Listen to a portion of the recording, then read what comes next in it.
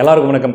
சமீபத்தில் ஒரு ரெண்டு தரப்புக்கிடையே கடுமையான வாக்குவாதம், சண்டைன்னு சொல்ல முடியாது, சலசலப்புகள். யார் யாருக்குன்னு பார்த்தீங்கன்னா, ஒரு பக்கம் தமிழ் தேசியவாதிகள், இன்னொரு பக்கம் வலதுசாரி சித்தாந்தத்தை ஏற்றுக்கொள்ளக்கூடிய இந்துத்துவவாதிகள். ரெண்டு பேர்த்துக்கிடையே சண்டை. யாரை மையமாக வச்சு அப்படின்னா, தமிழ் கடவுளாக வணங்கப்படுகிற முருகப்பெருமானை மையமாக வச்சு தான் அந்த சண்டை நடைபெற்று வந்துச்சு. இது எங்கே ஆரம்பிச்சது அப்படிங்கிறது உங்களுக்கு நல்லாவே தெரியும். ஜூனியர் என்டிஆர் ஆந்திராவில் தெலுங்குல முருகனாக நடித்து வந்த ஒரு படத்துடைய போஸ்டர், அதை பற்றி பாரிசாலன் அவர்கள் தன்னுடைய வள்ளல் மீடியாவில் ஒரு காணொலி ஒன்று போட்டிருந்தாரு. அதுக்கப்புறம் தமிழ் முருகன் அப்படின்ட்டு வெற்றிமாறனுடைய இயக்கத்தில் தனுஷனுடைய நடிப்பில் வெளிவந்த அது ஒரு போஸ்டரோ ஒரு மோஷன் போஸ்டரோ ஏதோ ஒன்று வந்துச்சு. அதை வச்சு பாரிசாலன் அவர்கள் தமிழ் கடவுளாக வணங்கப்படுகிற முருகப்பெருமானை பற்றி தன்னுடைய காணொலியில் அவருடைய கருத்துக்களை அவர் பதிவு செஞ்சிருந்தார். என்ன அப்படின்னா, அதாவது இந்த ஆரிய புராணங்களில் சொல்லப்படுகிற சிவபெருமானுக்கும் முருகனுக்கும் அந்த இமயமலையில் பிறந்து மயிலில் உலகம் ஃபுல்லாக வலம் வந்து அப்படிப்பட்ட அந்த கதைகளில் சொல்லப்படுகிற முருகனோ அல்லது முருகனுடைய பிறப்பாக சொல்லப்படுகிற அந்த பிறப்பில் அடிப்படையில் பிறந்த முருகனோ முருகன் அல்ல. முருகன் தமிழனாக தமிழனுடைய முன்னோடியாக பிறந்து தமிழர்களுக்கு அரசனாக இருந்து ஒரு மிக பெரும் சித்தராக இருந்து அதற்கப்புறம் தெய்வ நிலையை அடைந்தவர். அந்த முருகனைத்தான் நாங்கள் கடவுளாக நாங்கள் வழிபடுகிறோம் அப்படின்ட்டு பாரிசாலன் அவர்கள் தன்னுடைய காணொலியில் சொல்லியிருந்தார். இது வரைக்கும் ஓகே. அதுக்கப்புறம் பார்த்தீங்கன்னா, வேற ஒரு நண்பர், ஒரு இந்துத்துவ அந்த வலதுசாரி சித்தாந்தத்தை பின்பற்றக்கூடிய ஒரு நண்பர், பாலிடாக்ஸ் அப்படின்னு நினைக்கிற அவருடைய சேனல் பேர் விக்னேஷ் அவருடைய பேர். அவர் அதுக்கு மறுப்பு காணொலி ஒன்று போட்டிருந்தார். அதாவது அவருடைய காணொலி இதுக்கு முன்னாடி ஒன்று பார்த்துருக்கேன், ரொம்ப நாளைக்கு முன்னாடி. அந்த லவுட் ஸ்பீக்கர் அப்படின்ட்டு அந்த ஈவேரா கும்பலை சேர்ந்த ஒரு பெண்ணுன்னு தான் நினைக்கிறேன். அவங்களுடைய காணொலிகளுக்கெல்லாம் பதிலடி கொடுக்குற மாதிரி போட்டிருந்தார். அப்போது அதை யாரோ ட்விட்டரில் ஷேர் பண்ணியிருந்தாங்க. அப்போ பார்த்தது, அதுக்கப்புறம் பார்க்கல. மறுபடியும் இப்போ பாரியுடைய காணொலிக்கு நான் பதிலடி கொடுக்கிறேன் அப்படின்ற பேரில் சில சேட்டைகள்லாம் பண்ணி வச்சுருந்தார். என்ன சேட்டைகள் அப்படின்னா, அதாவது நக்கல் அடிக்கிற மாதிரி, கிண்டல் அடிக்கிற மாதிரி, எள்ளி நகையாடுற மாதிரி, இதுக்கு இந்த சினிமா கிளிப்ஸு, இந்த வடிவேலு காமெடி அது இதுன்னு இந்த கிளிப்ஸ் எல்லாம் ஆட் பண்ணிக்கிட்டு ஒரு கோமாளி கூத்து மாதிரி ஒன்று பண்ணி வச்சுருந்தார். நான் பதில் சொல்லிக்கிறேன் பேர் வழி அப்படின்ற பேரில். அதுக்கு மறுபடியும் பாரிசாலன் அவர்கள் அதுக்கு ரிப்ளை வீடியோவாக, போன வீடியோவுக்கு இப்போ வந்த வீடியோவுக்கு முன்னாடி வீடியோவில் அவர் பேசியிருந்தார். அதில் நான் தான் உட்காந்துருந்தேன்னு வச்சுக்கோங்களேன், அவர் கூட அதுக்கு பதில் போட்டிருந்தார். உடனே இவர் பார்த்தீங்கன்னா ரொம்ப ஹர்ட் ஆகிட்டாப்ல. யார் அப்படின்னா, நம்ம பாலிடாக்ஸ் விக்னேஷ் அவர்கள் ஹர்ட் ஆகிட்டு ரொம்ப மனசு நொந்து போய் ரீசெண்டாக ஒரு வீடியோ போட்டிருந்தாப்புல. என்னை ரொம்ப கஷ்டப்படுத்திட்டாங்க, அவமானப்படுத்திட்டாங்க. நான் எந்த ஆதாரமுமே இல்லாமல் பாரி சும்மா தன்னுடைய சுப்பீரியாரிட்டி காம்ப்ளெக்ஸை காட்டிகிட்டு இருக்காப்புல. சுப்பீரியாரிட்டி காம்ப்ளெக்ஸ்னால் என்ன? தான் மிக உயர்ந்தவன் என்ற அந்த உயர்ந்த மனப்பான்மை, மற்றவர்களெல்லாம் கொஞ்சம் தாழ்வாக நினைக்கிற அந்த மனப்பான்மை பேர் தான் சுப்பீரியாரிட்டி காம்ப்ளெக்ஸ். அந்த சுப்பீரியாரிட்டி காம்ப்ளெக்ஸை பாரி காட்டுறாப்புல. இருந்தாலும் பரவாயில்ல, நான் டிபேட்டு கூப்பிட்றேன், நான் பேசு தமிழ் பேஸில் நான் புக் பண்ணி வச்சுருக்கேன், டிபேட்டுக்கு வரலாம் அப்படிங்கிற மாதிரி அவர் பேசியிருக்காப்புல. அவரோட அந்த சுப்பீரியாரிட்டி காம்ப்ளெக்ஸை வீடியோ நல்லா காட்டியிருக்கிறாரு. நீ ஒரு பிச்சைக்காரன், சூப்பர் தேங்க்ஸில் பிச்சை எடுக்கிற, நீ எல்லாம் எனக்கு சைடிஷ் மாதிரி, உங்களெல்லாம் பேசுறதுக்கு நான் ப்ரிப்பேர் பண்ண அவசியமே கிடையாதுன்னு அது ஒரு சரி ஒவ்வொன்றும் நம்ம பார்த்துடலாம். இதில் உட்காந்துக்கிட்டு ரொம்ப சோகமாக மூஞ்ச வச்சுக்கிட்டு பாரிசாலன் அவர்கள் என்னை இப்படி பேசிட்டாரு, அந்த சூப்பர் தேங்க்ஸ் வச்சு பிச்சை எடுக்கிறேன் அப்படிங்கிற மாதிரிலாம் பேசியிருக்காப்புல அப்படின்ற மாதிரிலாம் சொல்கிறீங்க. ஆரம்பித்து வச்சது யார்? பாரிசாலன் அவர்கள் அவருடைய வலையொலியில் தன்னுடைய கருத்துக்களை, முருகப்பெருமானை பற்றி தன்னுடைய கருத்துக்களை அவர் பதிவிட்டிருந்தார். அவர் தமிழ் கடவுள் தான் என்பதற்கான ஆதாரங்களை அவர் பேசியிருந்தார். சரிங்களா? அதே மாதிரி நீங்களும் உங்களுடைய சேனலில் உட்காந்து நிதானமாக அதுக்கான ஆதாரங்களோட, அல்ல முருகன் தமிழ் கடவுள் கிடையாது, அவர் சிவனுக்கும் பார்வதிக்கும் பிறந்த கடவுள் தான், அதுக்கு பாருங்க இந்த இடத்துலலாம் ஆதாரம் இருக்குது, இந்த இடத்துலலாம் வரலாற்று ஆதாரங்கள், இலக்கிய ஆதாரங்கள், இந்த ஆதாரங்கள்லாம் இருக்குதுன்ட்டு நீங்கள் உட்காந்து டீசெண்டாக நீங்கள் பேசிருந்தீங்க அப்படின்னா, இப்போ நீங்கள் பாரிசாலன் என்னை ஹர்ட் பண்ணிட்டாரு, அவர் சுப்பீரியாரிட்டி காம்ப்ளெக்ஸில் பேசுகிறாருன்னு சொல்கிறதுக்கு ஒரு லாஜிக் இருக்குது. இதை ஆரம்பித்து வச்சது யார்? நீங்கள் என்ன பண்ணீங்க உங்கள் சேனலில் உட்காந்துக்கிட்டு? இந்த மாதிரி ஒரு ஆரோக்கியமான ஆக்கப்பூர்வமாக நீங்கள் பேசுனீங்க. என்ன பண்ணிட்டு இருந்தீங்க? சினிமா இந்த கிளிப்ஸ் எல்லாம் எடுத்து போட்டுக்கிட்டு நக்கல் அடிக்கிற மாதிரி, நையாண்டி பண்ணுற மாதிரி தான் நீங்கள் பேசிகிட்டு இருந்தீங்க. அதே மாதிரி எடுப்பில் இந்த பஜாஜ் ஷோரூம் அப்படிங்கிற விஷயத்தெல்லாம் உள்ளே இழுத்துக்கிட்டு வந்தது யார்? நீங்க தான் இழுத்துக்கிட்டு வந்தீங்க. ஷோரூம்ல உண்ட வாங்கின குரூப் ஏதோ ஜனாதிபதி கையில் அவார்டு வாங்கின மாதிரி. இதெல்லாம் தான் ஆக்கப்பூர்வமான விவாதமா? அதே மாதிரி எடுப்பில் தற்குறி, படிக்கவே இல்லை, இந்த மாதிரி தற்குறி, இந்த வார்த்தைகள்லாம் பயன்படுத்துறது யாரு? நீங்க தானே. யாரா நீங்களாம்? பாரி, நீங்க படிக்கவே மாட்டீங்களா? பாரி, இந்த அளவுக்கு தற்குறித்தனமா பேசிட்டு தற்குறி. இதுக்கு பேர் என்ன? ரொம்ப டீசென்ட் அப்ரோச்சா? இதுக்கு பேர் என்ன காம்ப்ளெக்ஸ்? இது உங்களுக்கு கோவம் வந்துருச்சு. இப்போ பாரி அதுக்கு பதில் வீடியோ கொஞ்சம் நறுக்கு சுருக்குன்னு கேட்ட உடனே எரியுதுடி மாலா, ஃபேனை 12 வை அப்படிங்கிற மாதிரி குறுக்கையும் மறுக்கையும் ஓடுறீங்கல்ல. நீங்கள் பேசும்போது எப்படி இருந்துச்சு? நல்லா இருந்துச்சா? அதான் எப்பயுமே பேசும்போது எடுத்த எடுப்புலேயே கொஞ்சம் பார்த்து நாகரிகமாக பேசணும். நீங்கள் நாகரிகமாக பேசுறீங்கன்னா உங்களுக்கு நாகரிகமாக பதில் கிடைச்சிருக்கும். நீங்கள் பண்ண அளவுக்கு கூட ஆக்சுவலாக பாரி பண்ணல. அதான் சரிங்களா? சரி, ஓகே, இது ஒன்று. அதே மாதிரி பாரியை வந்து சூப்பர் தேங்க்ஸ் வச்சு பிச்சை எடுக்கிறான்னு சொல்லிட்டாப்ல அப்படின்ட்டு வேற குற்றச்சாட்டு வைக்கிறீங்க. நீங்கள் கடைசியில் உங்கள் வீடியோவோட கடைசியில் நீங்கள் போட்ட கிளிப் என்ன? வடிவேலோட கிளிப்பு என்னது? அந்த புலிகேசி படத்தில் அந்த இனாம் இனாம் அப்படின்ட்டு. அப்புறம் அந்த சூப்பர் தேங்க்ஸ்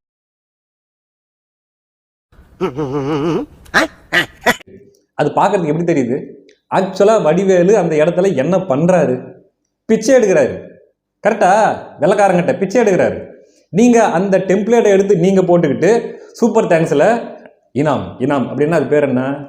நீங்கள் பிச்சை எடுக்கிறீங்கன்றத பாரி சொல்லலை, நீங்களே தான் சொல்லி வச்சுக்கிறீங்க. அந்த வடிவேல் டெம்ப்ளேட்டை போட்டு வச்சுக்கிட்டு நீங்கள் பிச்சை எடுக்கிற மாதிரி ஒரு டெம்ப்ளேட்டை போட்டு வச்சுக்கிட்டு அடுத்தவங்க சொல்லிட்டாங்க அப்படின்ட்டு கோச்சிக்கிறதுல எந்த வகையில் நியாயம் சொல்லுங்க பார்க்கலாம்.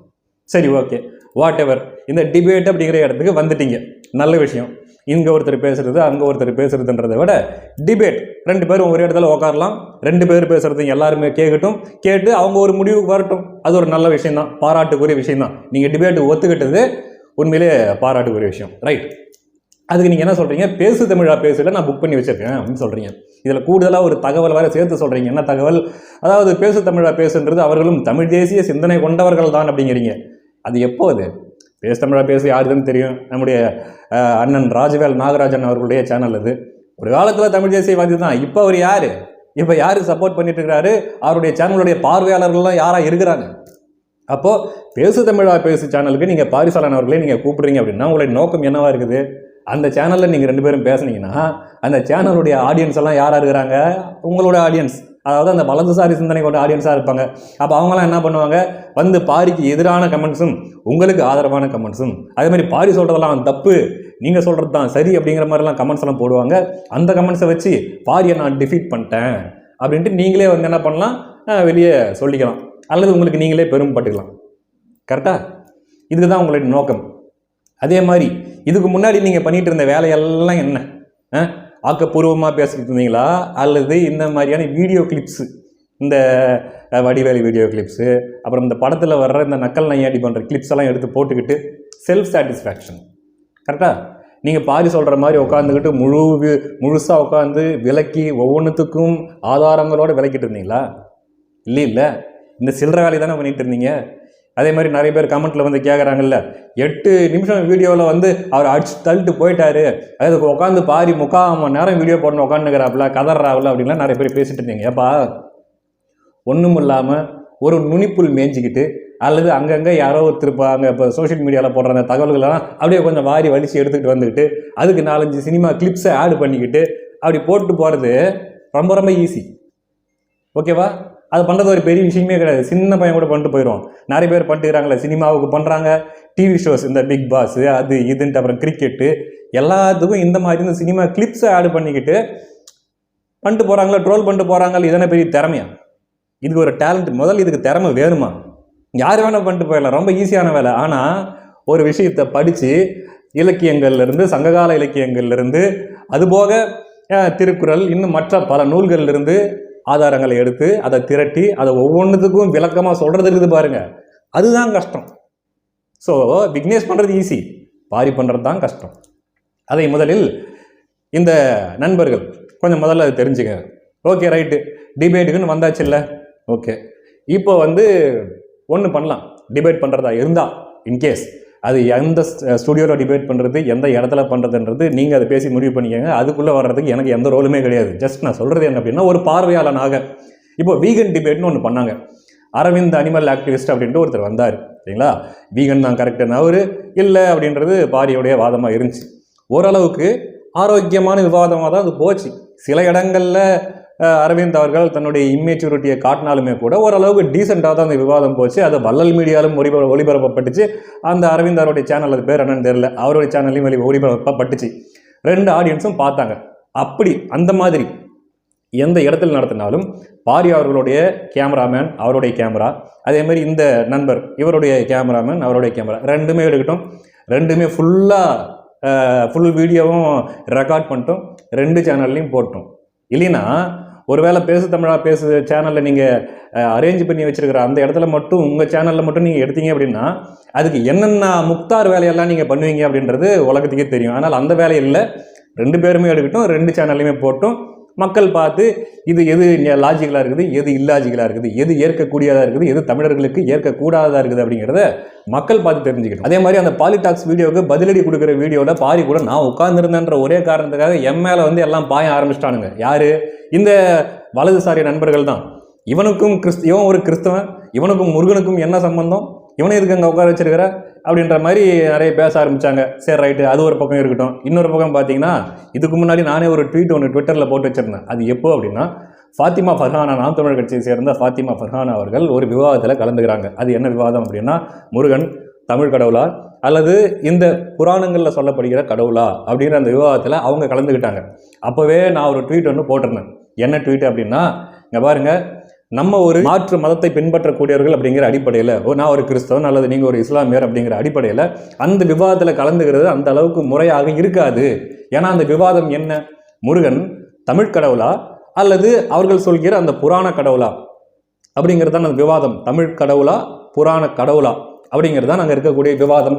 அப்போ அந்த விவாதத்தில் நம்ம முதல்ல கலந்துக்கணும் அப்படின்னா அதனுடைய அடிப்படை என்ன? அங்கே அடிப்படை என்ன அப்படின்னா, முருகன் தமிழ் கடவுளோ புராண கடவுளோ, முதல்ல கடவுள் அப்படிங்கிறது அடிப்படை. அப்போது அங்கே உட்காரவங்க யாராக இருக்கணும் அப்படின்னா, முருகனை கடவுள் என்று நம்புகிறவர்கள் அங்கே உட்காரணும். நீங்கள் முருகனை கடவுள் என்று ஏற்கிறீர்களா?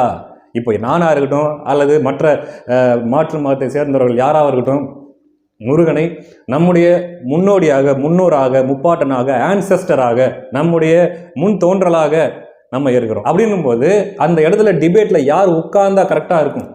முருகனை தமிழ் கடவுள் என்று ஏற்கிற தமிழ் தேசியவாதிகளும் அல்லது ஆரிய கடவுள் அல்லது புராண கடவுள் என்று ஏற்கிற வலதுசாரி சிந்தனையாளர்களும் உட்கார்ந்தாதான் அது கரெக்டான விவாதமாக போகும். முருகனை கடவுளாகவே ஏற்காத ஒருவர் வந்து கடவுள் தமிழ் கடவுளா அப்படிங்கிற விவாதம் உட்கார்றது அது பொருத்தமாகவும் முறையாகவும் இருக்காது அப்படின்னு நான் ஒரு ட்வீட் போட்டேங்க. இதில் என்ன தப்பு இருக்குது, என்ன தப்பு இருக்குதுன்னு நீங்கள் சொல்லுங்கள், ஓகேவா? அதில் பார்க்கணுமே, பல பேர் வந்து பாஞ்சு பொறாண்டி தள்ளிட்டாங்க. யாருன்னு பார்த்தா போகிறாங்க, நீ முதல்ல தமிழனா, நீ ஒரு கிறிஸ்தவன், ரைஸ் பேக்கு, உனக்கு முருகனை பற்றி பேசுறதுக்கு என்ன கிடக்குது அப்படின்ற மாதிரி முதல்ல என்ன தமிழனான்ட்டாங்க. முதல்ல யாரா என்ன தமிழனான்னு கேட்குறான்னு பார்த்தா பேருங்கள்லாம் பார்த்தா நாயுடு, ரெட்டி, சர்மா, மிஸ்ரா, என்னென்னமோ இருக்குது, திவாரி, அப்படி அந்தந்த பேர்லாம் இருக்குது. நார்த்துலேருந்து தமிழ்நாட்டுக்கு மேலே எல்லா பேருமே இருக்குது. அவன் என்னன்னு கேட்குறான், நீ தமிழனான்னு கேட்குறான்.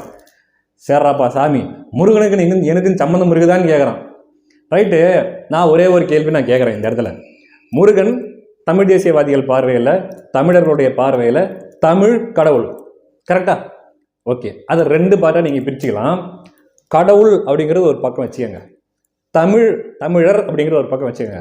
நீங்கள் வேணால் சொல்லலாம், இந்த வலதுசாரி சிந்தனையாளர்கள் இந்த கடவுள் அப்படிங்கிறதுக்கும் எனக்கும் என்ன சம்மந்தமும் இல்லை அப்படின்னு நீங்கள் சொல்லலாம், அதை கூட பரவாயில்ல. இந்த பக்கம் தமிழர்னு ஒரு பாட்டு இருக்குல்ல, அந்த பாட்டுக்கும் எனக்கும் சம்பந்தம் இருக்கா இல்லையா? இருக்குதானே? நான் தமிழன் தானே, முருகனும் தமிழர் தானே, அதுக்கும் உனக்கும் சம்மந்தமே இல்லைன்றானுங்க. இதுதான் எனக்கு ரொம்ப வியப்பாகவும் ரொம்ப ஆச்சரியமாகவும் இருக்குது. சில தமிழர்களே கூட டேய் முருகனுக்கும் என்னடா சம்பந்தம் அப்படின்னு கேட்குறாங்க. ரைட்டு, இவங்க கேட்குறதுல கூட ஒரு லாஜிக் இருக்குன்னு வச்சாங்களேன். என் வடக்கன்லாம் கேட்குறான், முருகனுக்கும் உனக்கு என்னடா சம்பந்தம் இருக்குதுன்ட்டு. எப்பா வடக்கர்களே அல்லது தமிழர் அல்லாதவர்களே, முருகனுக்கும் உங்களுக்கும் இருக்கிற சம்பந்தத்தை விட முருகனுக்கும் எனக்கும் இருக்கிற நெருக்கம் தான் அதிகம். சரியா?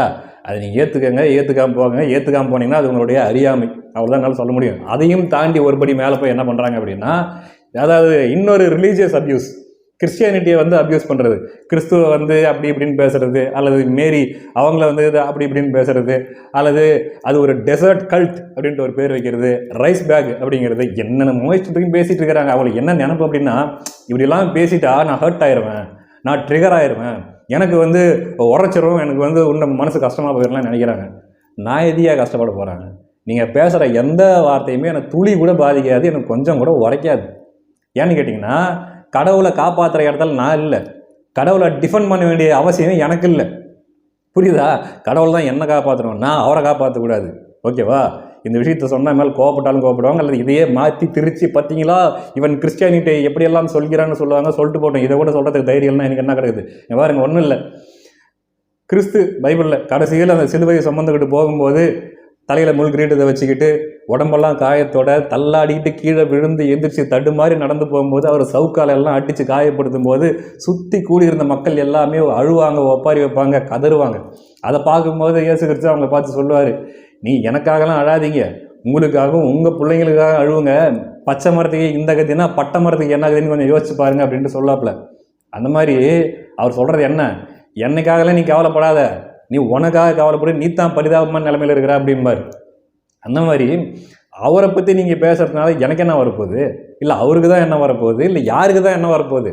உங்கள் ஆசைக்கு, உங்களுடைய திருப்திக்கு, உங்களுடைய என்ன சொல்கிறது சுய சந்தோஷத்துக்கு என்ன வேணால் பேசிட்டு போவாங்க. என்னை அது துளியும் பாதிக்காது. ஏன்னா அந்த அளவுக்கு நான் ஒன்றும் இம்மெச்சூர்டும் கிடையாது, எனக்கு இன்செக்யூரிட்டியும் கிடையாது, எனக்கு அது ஒரு பொருட்டும் கிடையாது. தாராளமாக நீங்கள் பேசிட்டு போங்க. அதுக்கு பதிலாக நான் எந்த மதத்தையுமோ அல்லது எந்த நம்பிக்கைகளையுமோ நான் கொச்சப்படுத்த போகிறதில்ல. ஓகே, இது நான் தெளிவாக சொல்லிடுறேன். அதே மாதிரி இந்த டிபேட் விஷயத்துக்கு வரும். இந்த நண்பர் இந்த கூப்பிட்டுருக்காருல்ல, டிபேட்டு கூப்பிட்டுருக்காருல்ல, பாலிடாக்ஸ் நண்பர், ரைட்டு, நீங்கள் கூப்பிட்ருக்கீங்களே, இதுலேயாவது கொஞ்சம் ஆக்கப்பூர்வமாக தரவுகளின் அடிப்படையில் நீங்கள் பேசுவீங்கன்னு நம்புகிறேன். ஏன்னா டைரக்ட் டிபேட்டில் உட்காந்துக்கிட்டு இந்த சினிமா கிளிப்ஸ் எல்லாம் ஆட் பண்ண முடியாது இல்லையா? வேணா டிபேட்லாம் முடிஞ்சதுக்கப்புறம் அவங்க எடிட்டிங்கில் வேணால் இந்த மாதிரி சில்லறத்தனங்களை ஏதாச்சும் பண்ணிக்கலாம். ஆனால் டைரக்ட் டிபேட்டில் அது பண்ண முடியாது. ஏற்கனவே இந்த இந்த கிளிப்பிங்கெல்லாம் ஆட் பண்ணுறது வந்து யார் தெரியுமா பண்ணுவாங்க? தாங்கிட்ட சரக்கு இல்லை, என்கிட்ட போதுமான அளவுக்கு இன்ஃபர்மேஷன் இல்லை அப்படிங்கிறவங்க தான் இதை துணைக்கு கூப்பிடுவாங்க. நீ கொஞ்சம் வா சப்போர்ட்டுக்கு, என்னால் முழுசாக அதை சமாளிக்க முடியல, நீ வடிவேலு, விவேக்கு, சந்தானம், நீங்களாம் எனக்கு கொஞ்சம் சப்போர்ட்டுக்கு வாங்க அப்படின்னு கூப்பிட்டுக்கிட்டு இந்த கிளிப்பிங் ஆட் பண்ணி சில்லறத்தனம் பண்ணிட்டு இருப்பாங்க. அது பண்ண முடியாது, எக்ஸ்போஸ் ஆயாச்சு. இதுக்கு மேலே பண்ணால் இன்னும் தான் பேர் டேமேஜ் ஆகும். அதனால் இந்த விவாதம் ஒருவேளை நடந்தால், ஒருவேளை ரெண்டு தரப்புக்கும் சம்மதம் ஏற்பட்டு நடந்தால் ஒரு ஆரோக்கியமான விவாதமாக 2 சேனலிலும் ஒளிபரப்பக்கூடிய ஒரு விவாதமாக இருந்தால் பார்க்குறவங்களுக்கு அதை பார்த்து தமிழர்களுக்கு எது சரியானது, எது ஏற்கத்தக்கது, முருகன் உண்மையாகவே எப்படிப்பட்ட கடவுள் அப்படிங்கிறத ஒரு தெளிவடைவாங்க தமிழக மக்கள் அப்படிங்கிறத நான் சொல்லிக்கிறேன். பார்ப்போம். நன்றி.